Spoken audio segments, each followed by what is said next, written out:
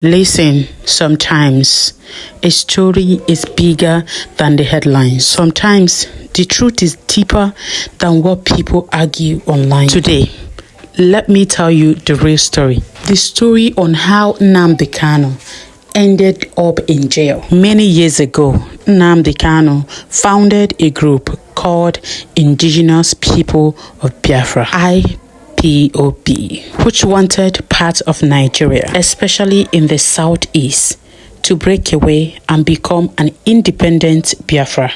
He used a radio station called Radio Biafra, broadcasting from abroad and inside the country to reach many listeners, especially people in the southeast. His broadcast is not just a broadcast.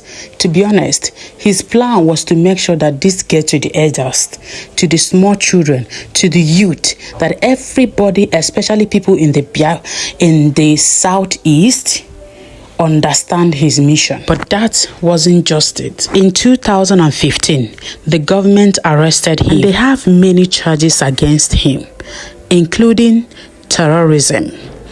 But the case dragged on for many years. There were court delays. He was granted bail at some point. Then he ran away. Someone will ask, why run away when you have charges leveled against you? Are you a criminal? Why the run? That is not the case of Nnamdi Kanu. He ran away because security officers raided his house. After that, the organization IPOB was banned as a terrorist group. One would say that he will remain there, but no. He returned to court several times. In 2021, he was rearrested after being found abroad. The trial resumed under a new judge. Noga was the time Nnamdi Kanu ifenine n'otu we kwado ya agasa for the meantime. Igwagi nkebe eziokwu. In November 2025 was the day a lot of tears went down in the eyes of a lot of Nigerian citizens, especially the southern east, and people that truly love Nnamdi Kanu and support what he does. A final verdict was delivered by James Omotosho, the judge at the Federal High Court in Abuja. The court found him guilty on several different charges. Right now, I'm going to be telling you those reasons why Nnamdi Kanu was sentenced to life imprisonment. Number one reason is that he used Radio Biafra to call for part of Southeast, South, and some other areas to leave Nigeria and become Biafra. Ikegoro. Broadcasting, promoting breakup from Nigeria. Nigeria government did not see it as play. They were also furious about it.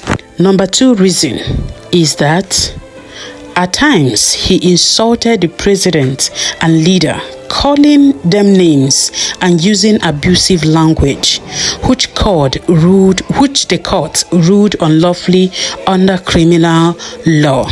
That is, defamatory broadcast against the president's public officials. At this part, I would say that truly Nnamdi Kanu was not sugarcoating any of his words. Like, he can say it the way it is, the way it's coming out from his mind. He doesn't care who is involved. Are you a president? Are you a governor? All he wanted that time is to say it as it is. And to be honest, sometimes you don't say things as it is because you might be using words that you don't need to, especially when something concerns your country, your community, or people in hierarchy. Number three reason is that of issuing threats of widespread violence Okay, right now he warned of violence. He threatened slaughter and said that if demands were not met, bad things would happen. Court considered that terrorism. And this part right now, if you are a Biafran, if you are from Igbo, then you will know whether this part is true or not. Whether there was a time he was actually saying that, see, people are going to pay. I'm going to be making sure that this happen or not. I'm not sure of this at this point right now. And the next reason why he was actually sentenced to life imprisonment is ordering and enforcing deadly sit-at-home directive. Okay, guys, in this part, I myself have witnessed this sit-at-home. They said that he ordered people not to go to work, school, market, and threatened that a lot will happen if you do not do what they said.